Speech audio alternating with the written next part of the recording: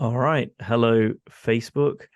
Hello, coaching from Three Principles Understanding. This is the first time I have done an interview with someone for quite some time, but it's been quite some time in the making.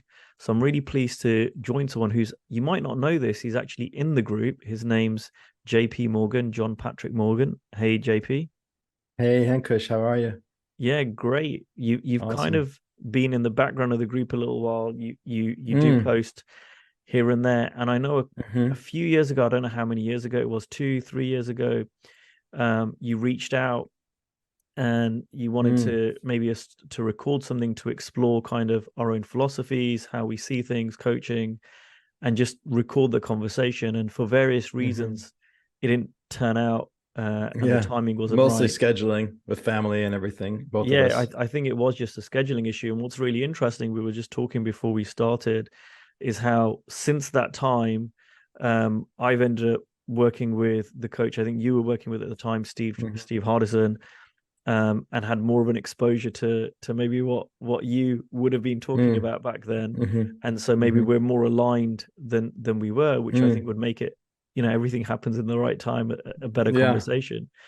yeah, So we have no agenda for this apart from just that exploration. I think that us sharing that will be really, really helpful for the coaches in the group. yeah, yeah. I think the article that I'd written at the time that I was asking you, would it be okay to share? And you were like, maybe we should have a conversation about it as an interview instead of just like throwing it up there. It was a bit cheeky. I remember the title. I said, three peas in your head and no peas in your bank. And it was kind of like the thing that I had, because I have a lot of, not a lot, but I'll often have people who I meet who have been really impacted by the principles, in the sense of the well-being that they've created, but they haven't necessarily cracked the code on creating material outcomes for themselves, and I guess they find their way to me because I also really love the principles, but for me, there's more to the story.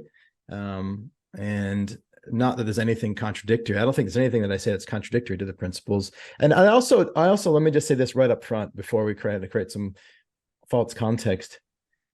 I think that there's a real deep understanding of the principles that makes this problem just go away. And I think that oftentimes that's not really getting the full depth of it that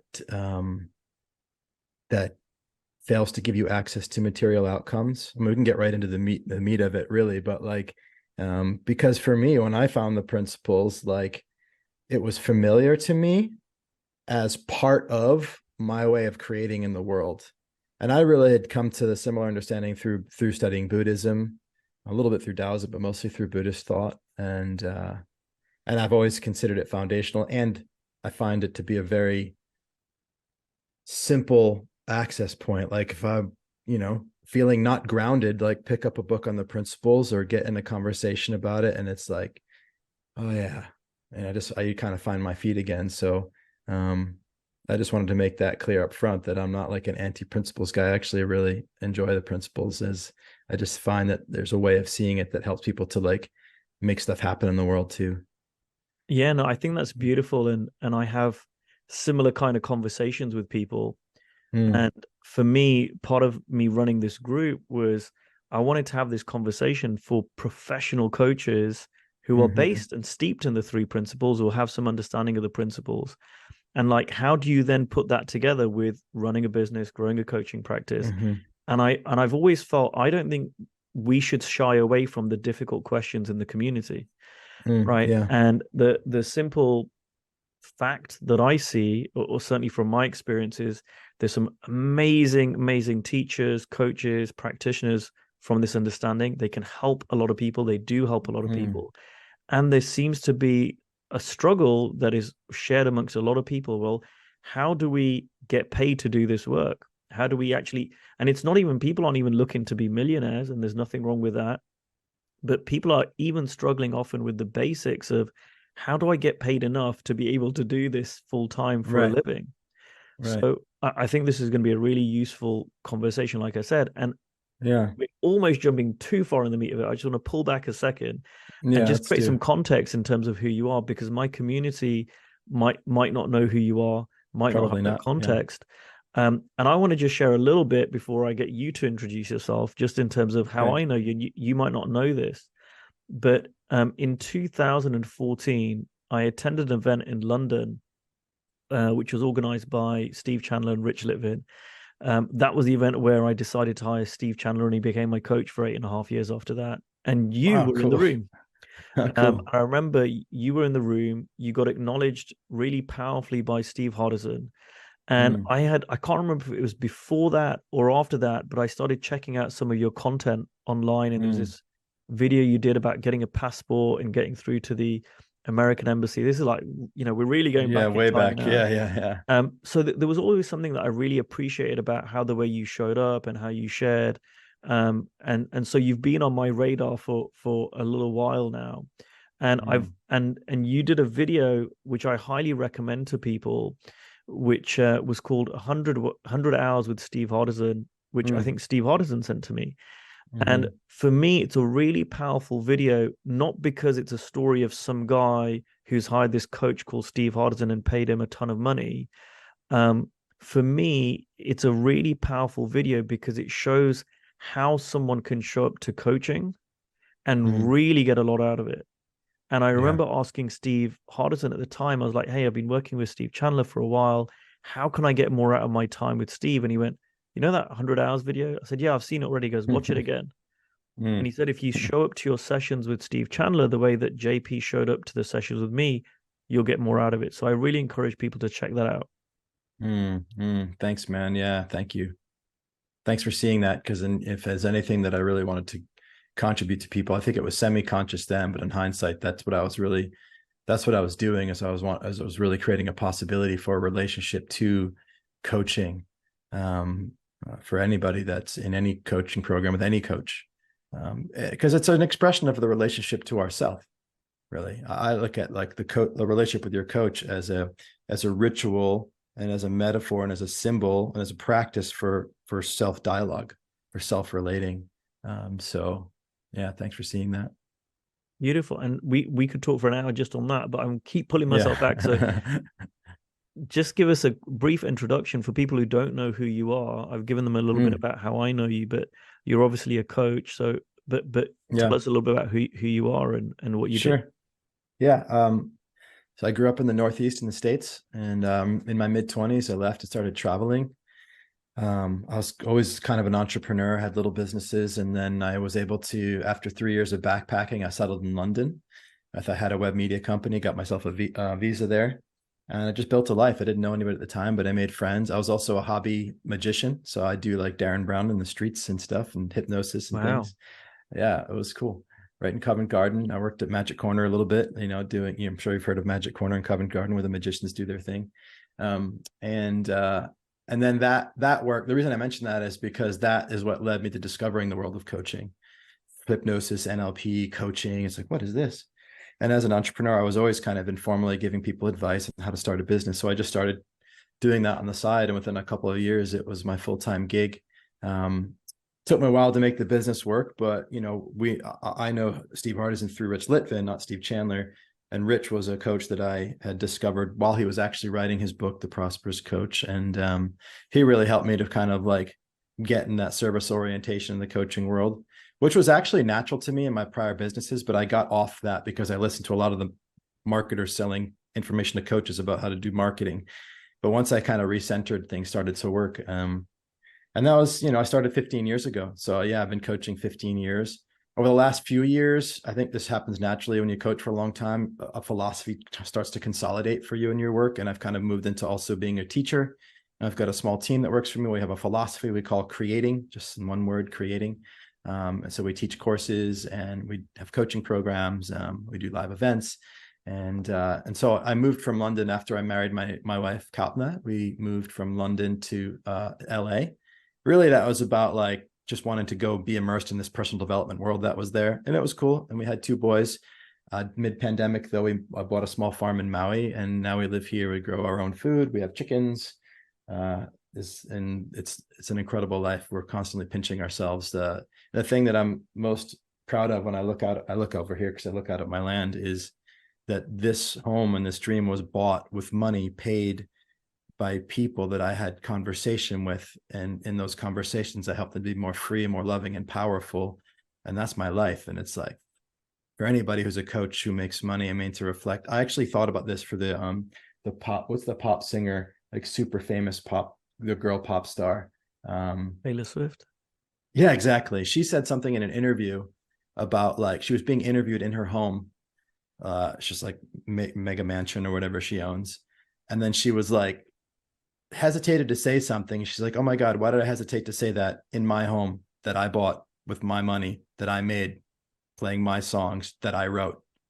And I was like, holy shit, this place, this dream, everything that I have through just loving people in conversation. And that's like what I feel most great about when I think about this place that we live here now, because I love this work. And I think it's beautiful what you and I get to do.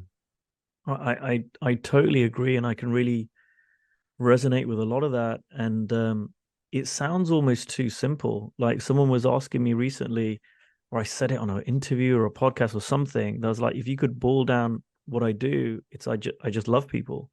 And it can sound really trite when people are there going, "Hey, I don't have any clients. I'm trying to make this work."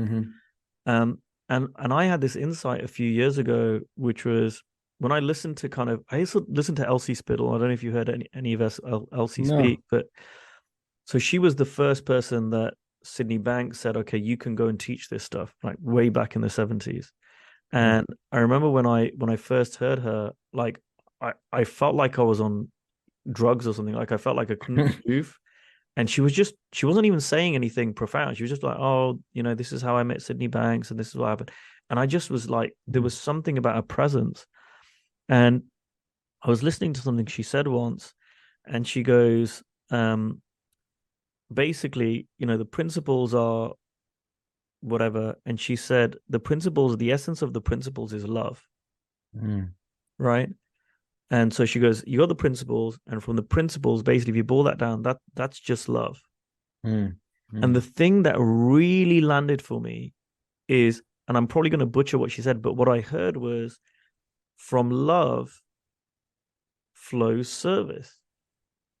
And suddenly a massive light bulb went off in my head, because at the time I'd been putting kind of principles over here, and I'd been putting coaching and service and the business of coaching here. And I went, oh my God, she just said the service word. Oh my God, it's the same thing. It's like principles, love, service, conversations, clients. Like Steve Chandler would start serve, conversation, He client. used to anyway. I'm sure he probably doesn't start there anymore. Right. But like, Yeah, back in the day. Yeah. It's the same thing. And Yeah. so I love what you're saying, because that thing of really loving, I feel, is totally in alignment with the principles. It's totally in alignment with the principles. It's totally in alignment with so many spiritual philosophies that Yeah. really love people.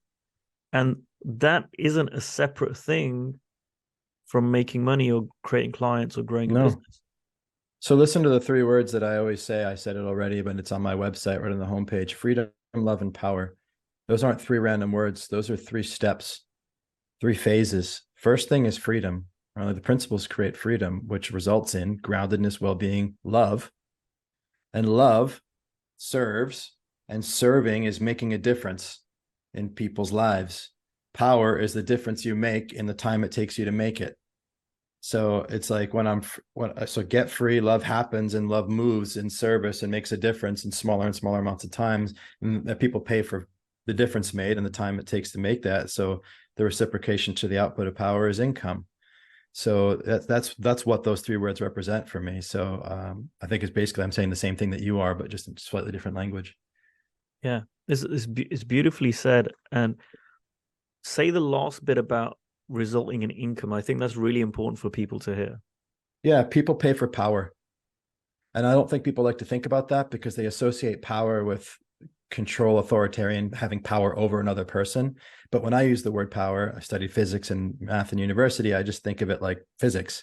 Power is essentially the change made divided by the time it takes to make that change. And so when you plug an electrical thing into your power outlet, the amount of electricity that comes through that line divided by the time that it takes is how much power you draw. And you pay the electric company reciprocation for the amount.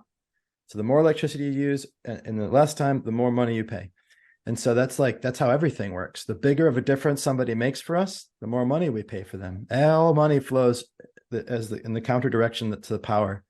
And there's electricity is one type of power.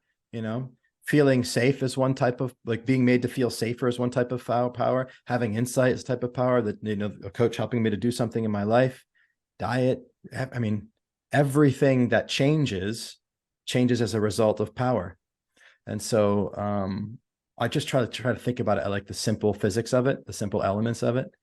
And then I help people to find their power, meaning not like, how great am I? We could talk about empowerment, personal empowerment, but what's your power? What's the difference that you make? And how can you make that a bigger difference in that, what that you love to make? And how can you do that more quickly? That's something people don't talk about often enough too, at least not in personal development circles, but it's a big deal. It's a big deal. If you can have an impact on somebody faster, that same impact, then you've just increased your power and you've increased your earning potential. I love this conversation because I haven't heard power described in that way, and I have to admit, physics wasn't my strongest suit at school. But one of the words that came out from me doing this work with the principles in early days was power and powerful. And so the immersions I run, I call them the powerful men's immersions. I've run, don't do them anymore, but a couple for women, and that word really stuck with me because you're right. It's not that power over people, and it's not the traditional empowerment that I was exposed to in my 20s in the personal development. I love everything you're saying. We're saying kind of same things in different words. But it's this inner, for me at least, there was this inner strength and that I got a really accessing something in me, like, and I felt for years growing up, I was like, I feel like I can do more, like there's more to life than whatever's going on. And it felt like a lot of the time, society, whatever, was telling me like, no, it's not, just get back in your box. And when I came across the principles, and again, this is just for me, it was like someone had kind of opened up like 10 more levels that, like, oh, there's more up here, right? Like you're not at the maximum you can do, or just make incremental changes. And I think one thing that I don't want to kind of tarnish everyone in the 3P community, right? So I'll just talk for me. One thing that I misunderstood, right, when I first came across the principles, or one thing I didn't see, was that this work opens people up. And I often say this to coaches, right? There is nobody that I know in the world, and I ask them, do you know anyone in the world who couldn't be exposed to this understanding that wouldn't benefit from it? Right? And I don't think there is, and most people say, well, no. And again, it doesn't have to be everyone, but it's pretty much everyone.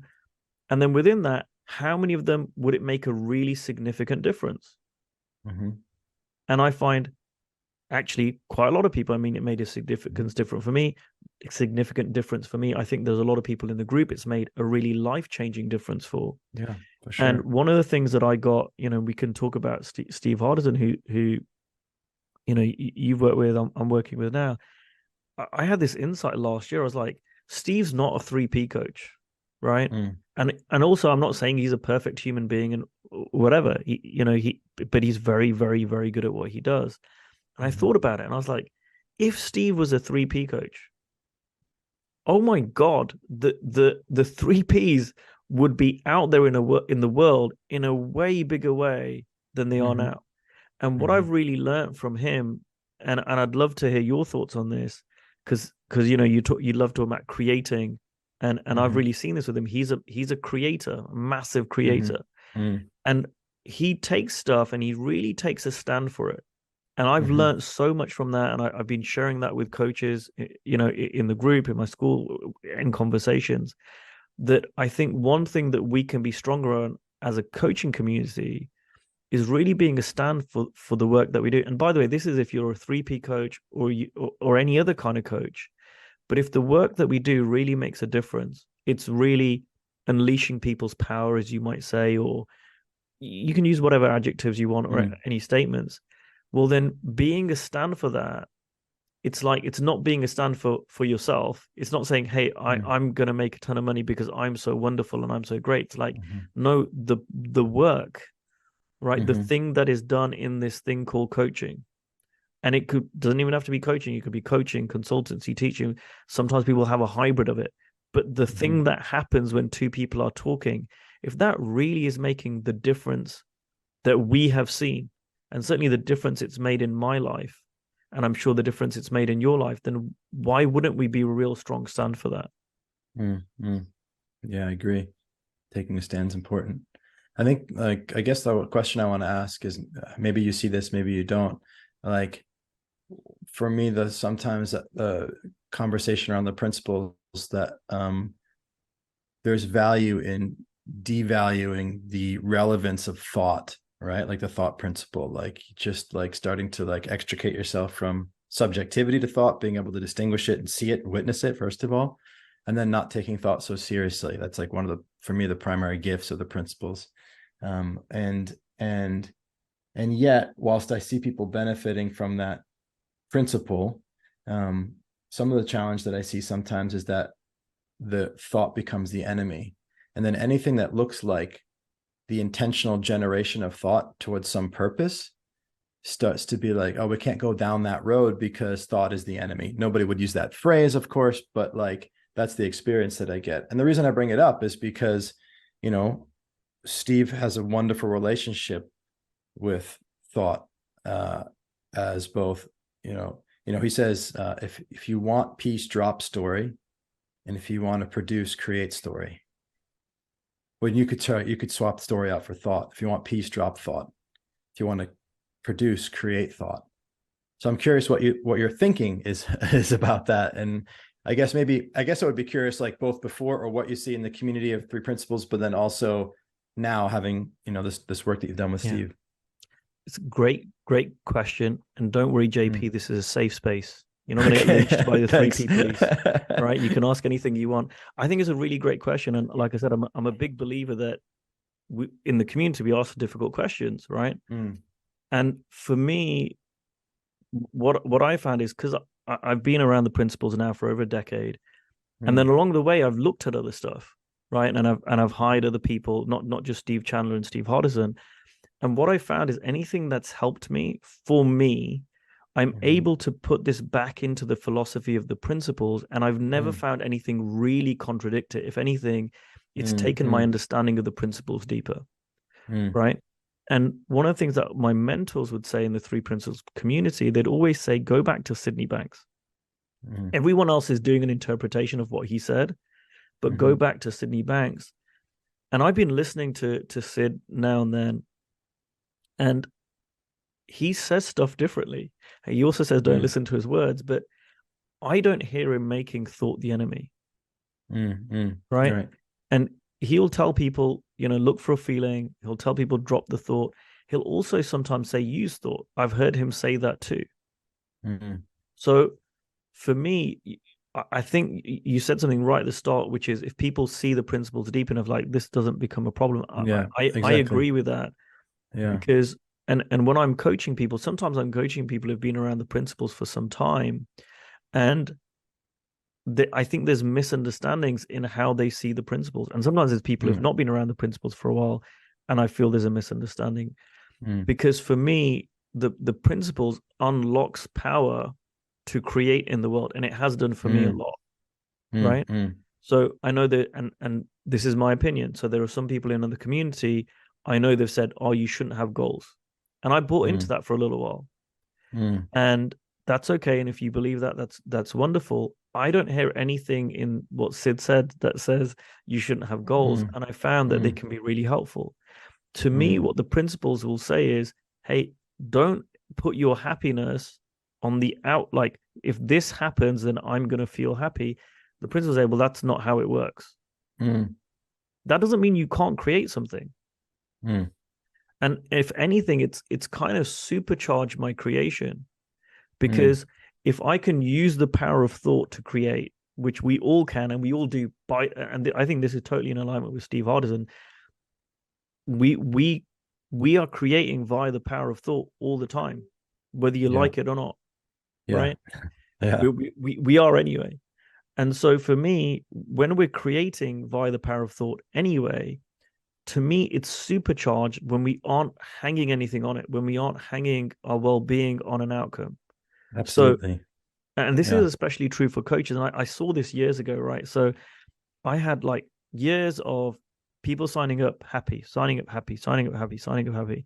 And then in one go, in like a 1 month period, I had like 3 or 4 unhappy people, right? Like wanting their money back, not happy with it, Mm. whatever. And I was like, oh shit, I've been found out, right? Finally, I've been discovered, I've been outed, I'm not a very good coach. And, I got some coaching on it, thankfully, from Steve Chandler. And I spoke to my three principles mentor, Keith Blevins. And I was talking to him about it, and he unpicked a misunderstanding I had, a 3P misunderstanding, because Mm. it looked to me like when a client signed up and the money came in, I'd be like a little fist pump, and I'd tell my wife, "Hey, Mhm.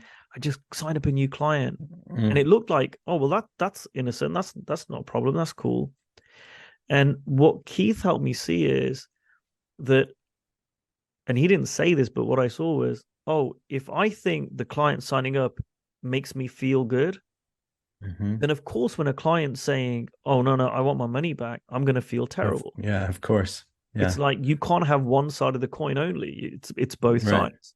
Everything cuts both ways. Yeah. It cuts both ways. And to me, like seeing the principles deeper in that situation was like, oh, this doesn't mean money's bad or I shouldn't create. It was like, no, now I can. It's almost like a cleaner way of creating. It's like I just create.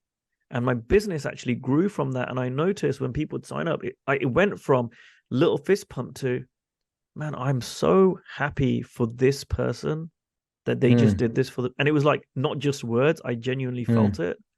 Mm. And to me, that's where the principles is really powerful in line with creation, because then Mm. it's kind of like it gets you out of the way and you're just creating. Mm. Mm. What's the function of passion in the world of principles for you? It's a Or where does it great fit? Where does it question. sit? Yeah. I think, again, I think there's two types of that, right? Mm. So for me, there's kind of, and I'll just use some words, right? Like there's kind of outside in passion. There's like, yeah, I Mm-hmm. really want this because then I'm going to feel good. And it's like, that's a very simplistic line, but there's versions of that. Mm-hmm. And then to me, there's like a different level of passion where, and I'll just speak for me, like something that came up, like when I was growing my coaching practice, and everyone's probably gone through this stage at some point. It's like, I want to grow a 6-figure coaching practice. Mm-hmm. And I was in a course with Jamie Smart, God, back in 2014. It's a long time ago. And he did this exercise where he's like, well, just speak what you really want to create in this year-long program. So I'm there rehearsing in my head, oh, I'm going to create a 6-figure coaching practice. What came out of my mouth was, I want to be at the vanguard of taking the principles out into the world. And I was like, Mm. holy shit, where did that come from? And Mm. that was something that I was like, and I could see myself being really passionate about that. But it was not from my kind of personal thinking. Yeah, yeah, yeah. Similarly, last year I started my coaching school. And I'm like, all right, I'm growing a coaching school. I'm doing this. Da, da, da. What came out of me, and something that emerged through that process, was I want to change the coaching industry, Mm. right? I want to change the industry where this industry becomes one where coaches easily create clients. It's like me and you shouldn't be having this conversation. It's just that's normal. Mm-hmm. And that Mm-hmm. raises, like we all talk about a raising tide lifts all boats. Now, Right. there's the little part of me at the time that went, who are you to do that? Mm. Right. But there was this deeper part, which is like, no. And I'm so fired up about that. When I tap into that kind of passion, being at the vanguard of the principles, changing the coaching industry, something that's bigger than me, and it doesn't come Yeah. from here, I find that the universe kind of works with me. Like stuff just happens and people get bought into that. Mm. Mm. But Mm. the old, like if you'd asked me this like 20 years ago, what I would have thought passion meant then, yeah, that's very different. Yeah, yeah, yeah. No, I'm feeling you and getting you. I guess because like, when you're fired up, are you in well-being or is it a different state? Yeah, and this is a really interesting point.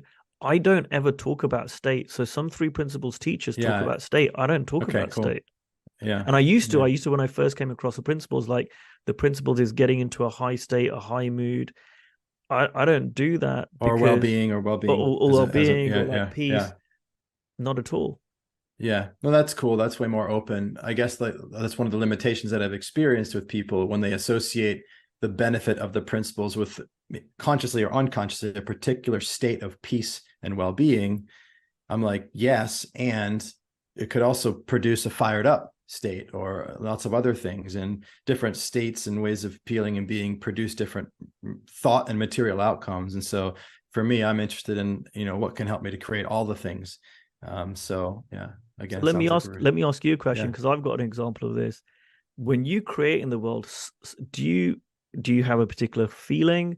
Is it all over the place? Was it a certain way before, a different way now? What's your what's your state? What's your feeling Well, state when you're creating? well, when I use the word creating, I'm referencing the ideal, because I've kind of grabbed that word, and it Mm, represents the ideal for me. But you can say when I'm making stuff happen, creating would be a subset of that. And so just to be upfront, sometimes I'm making stuff happen and like, unconsciously pushing, forcing the old way. And sometimes I'm genuinely creating, which we could say dancing with the universe. I'm expressing mm, spirit. I'm in a state of surrender. I'm doing things that isn't what my identity or ego even wants. Like, actually, I just wanted to be a coach with a handful of clients. That's why I hired Steve. I want to do that. And now I've got a team, and I don't even know how many clients we have. It's like a totally different animal. And I'm here because I've surrendered to both intuitive spirit calls. You can give it all sorts of names, universal mind speaking through me, like a feeling. When I'm a bit careful with the word feeling because it's kind of a blunt object term. I mean, you could be like, I feel like it's in my stomach, like I have a stomach mm, ache, or I have like a felt sense of an intuition. So mm. it's like a lot of nuance available there. But yeah, that's like when I'm really creating at my best. It's really an experience of surrender. I think of it like making stuff happens like a powerboat or a rowboat, and Mm, creating's like sailing.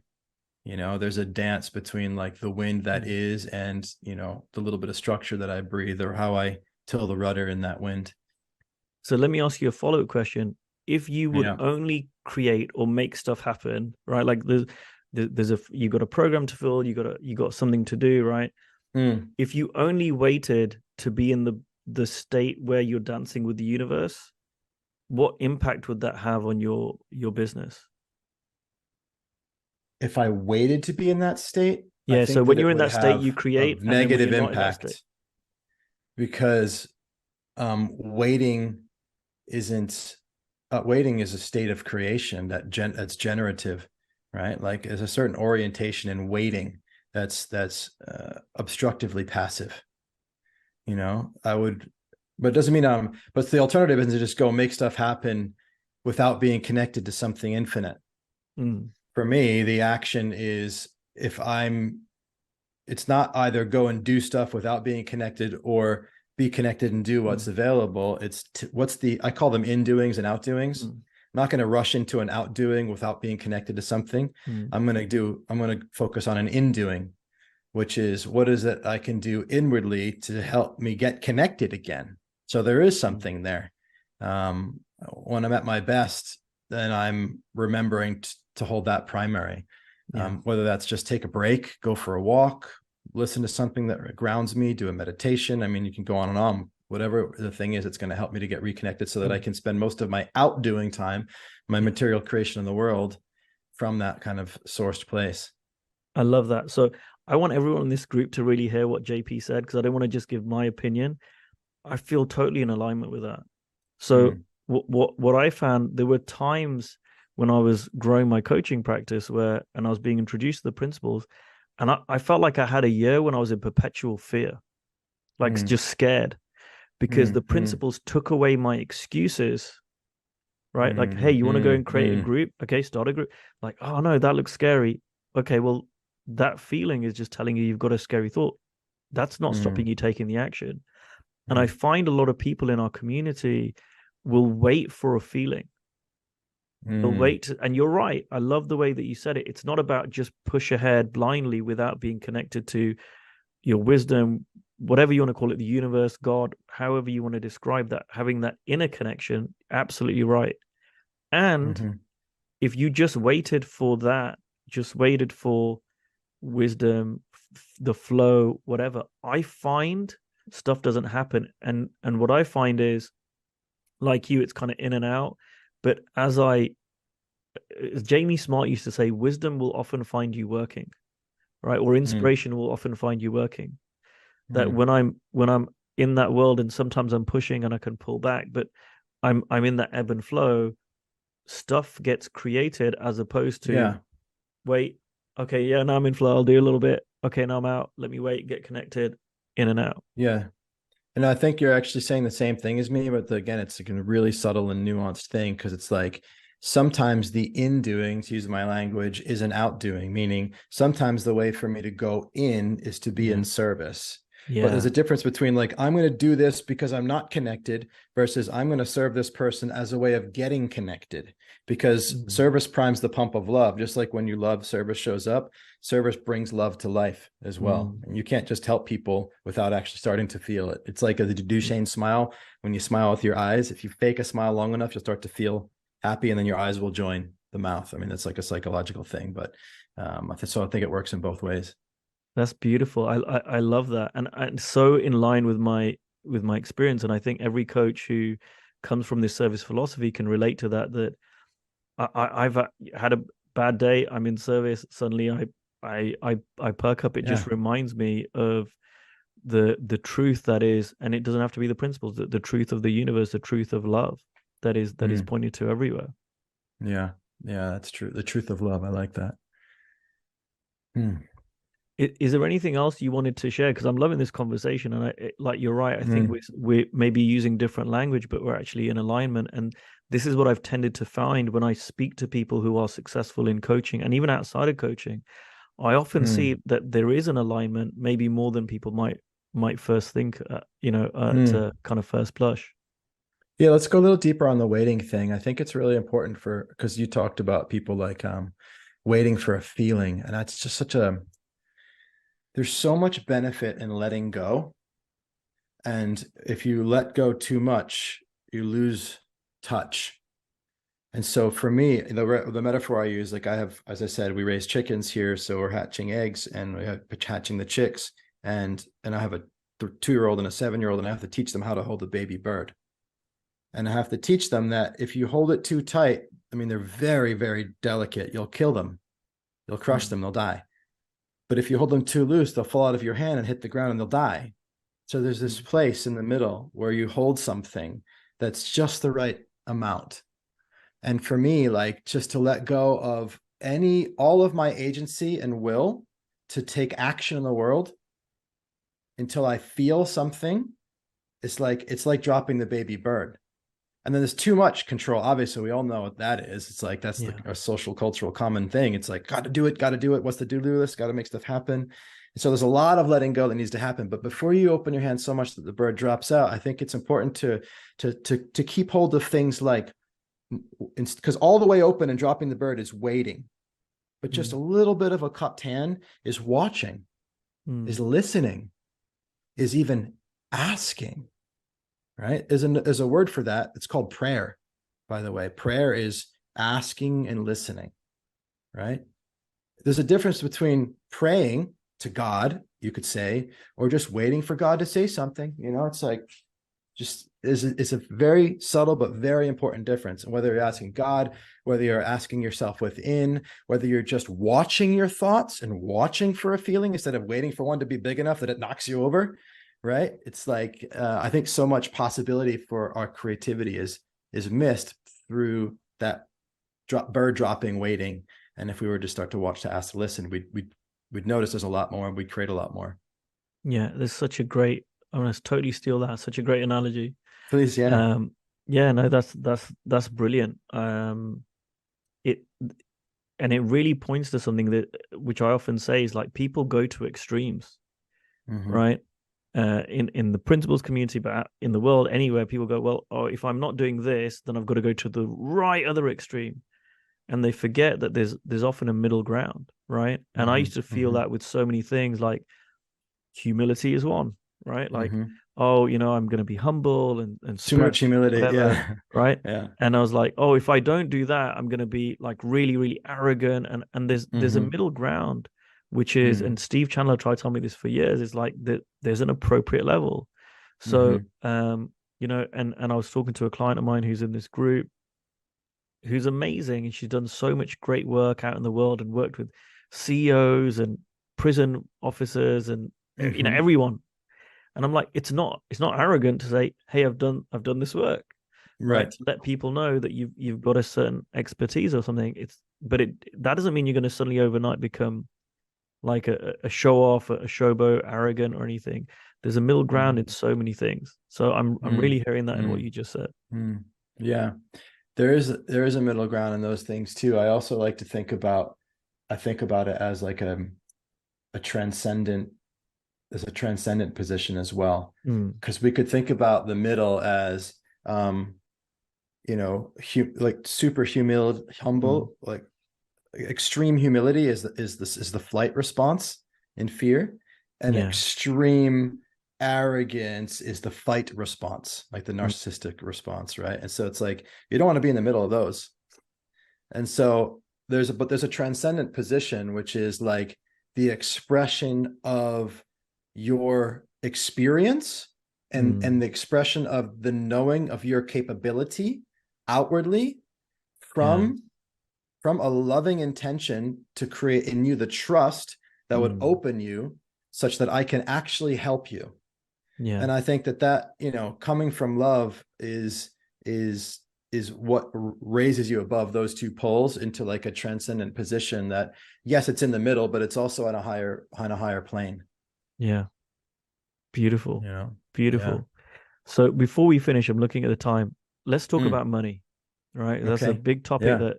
that I think is important and catches people out. Mm-hmm. And I've got my views and opinions on it. But what's your view on, given that you've talked about love, given that you've talked about service, Mm-hmm. what's your view on money as a coach? And you, like you said, you've created a lot to buy this farm. Yeah. Yeah. I just don't have a relationship to money where it's fixed, real, and absolute. It's like a story, I mean, like I learned this when I was in my early 20s, and I remember I bought a building, like a 4-unit apartment building, and then I hired a lawyer to write up a document called a condominium association. And then suddenly this 4-unit apartment building that I owned with a single deed and title now had 4 deed and titles. And then overnight, I didn't touch the building. Overnight, it was worth another $200,000. It went from 5 to 7. We touched it up a little bit, and then we sold this thing, the separate units for 800 grand. But like, where did that $200,000 in value come from? It came from just a different representative story about this place that now it could be owned in a different way. And I see that everywhere. And I see in the work that I do, and I'm able to impact a person's life, there is no intrinsic absolute value to the work that I do. I have conversations with, other parents or something around the community where I live. They don't know what I do professionally. I help them out in a way that they're like, wow, thanks, that was great. And I have another client that may pay me pay me $3,000 for a fraction of that in a half hour or something like that. And is it like, are they getting a steal over there? They're getting away with murder. Like, do they know what they're missing? It's like, fuck, man, it's all story. It's all story. And that doesn't mean it's not real over here either. So for me, like, all of it is story, all of it is illusion. And that's beautiful. That's not a problem. Because when I've adopted that illusion for myself. Like I pay my coaches a lot of money, and I adopt the story that is valuable and that has value. And I go and I create value from that.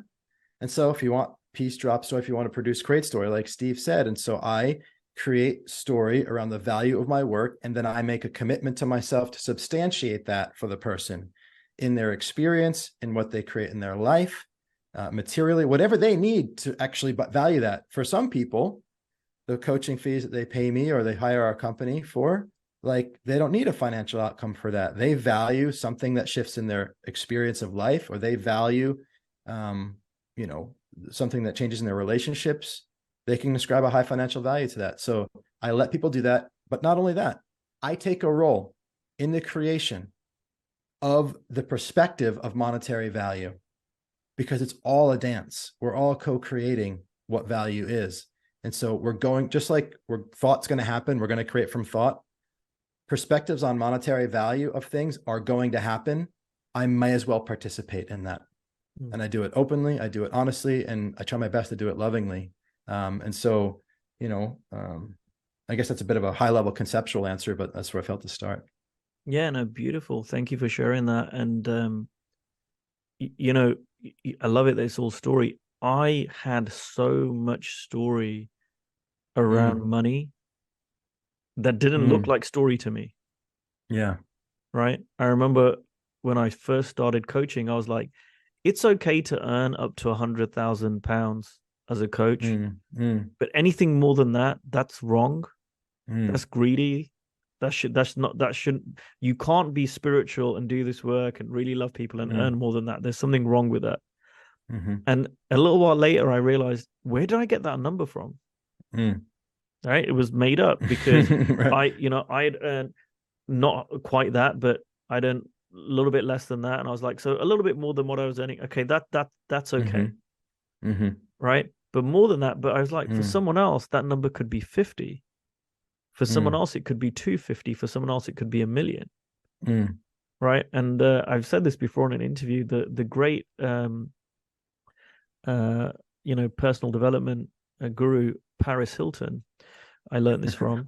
I remember like when she was creating something. So she's one of the heiress of the Hilton family foundation, Yeah, I right? know She's who she worth is. I think we all know who millions. she is. Yeah. And she went out and she started doing this other stuff, right? Years ago. And she was making like millions of dollars from it. And this is before I was a coach. And I was thinking about it. I was like, isn't it funny? I'm here thinking, if I could make £100,000 from a business idea, wow, that'd be amazing. But for her, it's not worth getting out of bed for 100 grand. Just the context in terms of that she lived. And she went out and created something. Now people go, well, she had money and connections and whatever. And I'm not saying that doesn't have any impact. But I was like, even back then I saw there was something around just her vision and what she wanted to create was she was thinking in a bigger way. Yeah. I Right. think that's an important point. Yes. And I saw that everywhere. And it started to kind of highlight my own misunderstandings around money, which I had so many of, and I probably still have some. But I love the way you said it's like it's a story, and for coaches, so many times I see those stories, including mine, hold us back from creating more income. Absolutely. Yeah.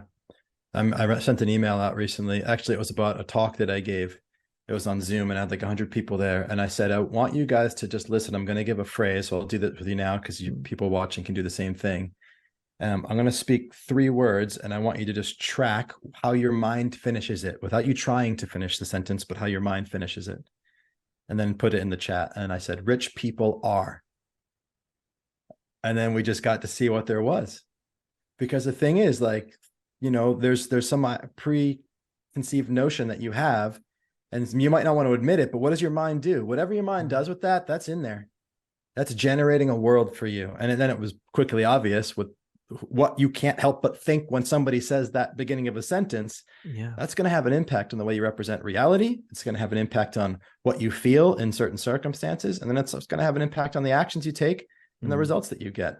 And so, this is another interesting point. I don't know if we've got time for it, but as much as I am interested in the freedom, in the power and the love, in dropping thought, I'm also as interested in the inquiry into thought to like understand and map their neural patterns that kind of make up this persona and this identity that are feeding me thought on a daily basis. And I believe that I can't control my thoughts, but I believe that where I put my attention and where I put my heart has influence on what thoughts show up tomorrow. And so when it comes to money, that's a lot of what my work is. Primarily, number one, the foundation is extricating yourself from any non-useful thoughts. But then it's also starting to really know thyself, seek to understand, and see what if we were to like just put our attention here more often than there. What thoughts might show up tomorrow that might be more useful? Like, what might it be like if I had the thought it's not worth getting out of bed if it's anything less than $100,000. What might happen in my life if I thought that way as a habit? So, yeah. It's really interesting because, and this may be the first thing that we're slightly divergent on, but maybe not really. But I think there's something around inquiry, as you might say, is that can be really helpful. And I find that so many times people can go around in circles with that. And I know that's not what you're saying. Mm. And one of the things that was really helpful, and again, Keith Blevins will say this when he attends my men's immersions every time. He's got like 3 words that are so helpful. Never mind why. Right. And they're so useful. And I use them so many times when I'm coaching someone. They go, well, you know what? I'm like this because it's like my parents didn't have a lot of money, and maybe because it's this, maybe it's that. And his thing was so helpful to me, like, never mind why. And this is where I love going back into kind of creating That's great. I think right? that's great for letting go. But the problem with letting go so completely of why is that why moves the world. If you want to move people and move the world, creating why is going to have a factor. And also I get out of bed for a reason, and I can let go of why that's getting in the way. But if I can look through it, and I can, I'm big into the alchemical process psychologically. Yeah. If I can let go, like your friend is saying, enough to have me be free in my inquiry, because one of the most important things for me is, what is the relationship during that process to the present moment? If you're inquiring from fear because you think you're broken, I mean, you might as well just let go and just move on, like forget about it. But if you can stay in peace, allow everything that's happening, and stay in inquiry to see what's there, I find a lot of power in alchemizing whatever that thing was that was non-useful into something beautiful. Like for me, like, I'm small was my dad's 6'6", I was 5'8", Big John, Little John, of John Jr. So I had to work through that. But then it's like there's the possibility of greatness in the seed of that fear-based pattern. But again, like, the freedom to inquire with a very, very light grip is primary. So interesting. I found for me that a lot of that comes through when I drop the first bit. We could probably talk about this for another hour. Like it just emerges, right? Yeah. Yeah, Me. absolutely. That is the alchemical process. That's the Yeah. stage of citronitis. And from a Jungian perspective, it's like it just emerges. Yeah. The dawn of a new awakening. Absolutely. Yeah. So I'm aware of time. We're like fast running out. Okay. This has flown by. So I just want to say before we finish, like, I hope people got value out of this. We've done this to really help the community. Like I said, I don't do many of these before, but the opportunity came up. We had a conversation and it made sense to do so. JP, if people want to find more out about you and what you do and what you're up to in the world, where can they do that? And have you got anything coming up at the moment? I do. Yeah, man. Thanks for asking. I have, my website is wearecreating.com, wearecreating.com. And I haven't done any work in London in 5 years. So I'm coming back in June, and I'm doing a 2-day in-person intensive at the Rosewood near Holborn Station. Bringing my team with us. It's going to be awesome. You can read all about it on our website. If somebody that watches this in particular does want to come, you can use the discount code Ankush to get a 20% discount at the event. So, and then they can find me on social. My username is JPMorganJR. I'm everywhere. Beautiful. And JP and I were talking about how we are both real strong believers. This is before we started recording this. In a kind of rising tide lifts all boats. And JP and I don't think we've even had a conversation like this before. But I'm everything I've seen of you, JP, has been valuable. I know there's clients of mine who have also worked with you, and they've told me about the wonderful work you do. So if that really appealed to people, I highly recommend it. I don't see any competition in anything that we do. And I'm really big believer in that, this is about changing the industry. So do check that out, guys. And let me ask a similar question for when I share with my community. What is your favorite entry point into the principles? Because there will be people that follow my work that have never heard of the 3 principles before. Where would you point people in your world? Well, a lot of people will talk about Sydney Banks, and I think the answer is actually it depends. So I don't really think it's one thing. So for me, for someone who's more of a kind of personal development guy, I tend to point them to Jamie Smart, which is a lot more Hmm. intellectual, and he calls Hmm. himself a great gateway drug into the principles. Um, I've written a book called Sweet Sharing, and I find that a really easy read. And for me, Hmm. I wrote it for someone who's just like very simple English, not Hmm. too woo woo, just with a lot of stories around. Well, what's the whole thing for me was what's the big deal about the principles? Why should somebody care? And I wrote a Hmm. whole book around, well, these are a bunch of implications that if you understand this will have an impact on your life. Hmm. But then again, if I met someone who was really into Buddhism and yoga and a Hmm. kind of a like just that kind of person, I would give them a Sydney Banks book. Hmm. So it depends. Cool. Um, so that's what I would say to that. And what I was just going to finish up with is for anyone who doesn't Mm. know me, similarly go to my website www.ankushjain.co.uk. That's ANKUSHJAIN.co.uk. You'll find all my stuff on there, all the link, loads of content for free. You don't even need to sign up. And I do have a few spots left on my coaching school, which is starting in September. If you go on there, you'll find out all the details. But thank you very much, JP. This has been a great conversation. We could add another hour, I'm sure, added Yeah, onto easily. this. Yeah, thank you, But Ankush. It was great. I had fun. please, if you do watch it, leave some comments below. Let us know what you think, and maybe Indeed. we'll do it again. All right. Much love, man.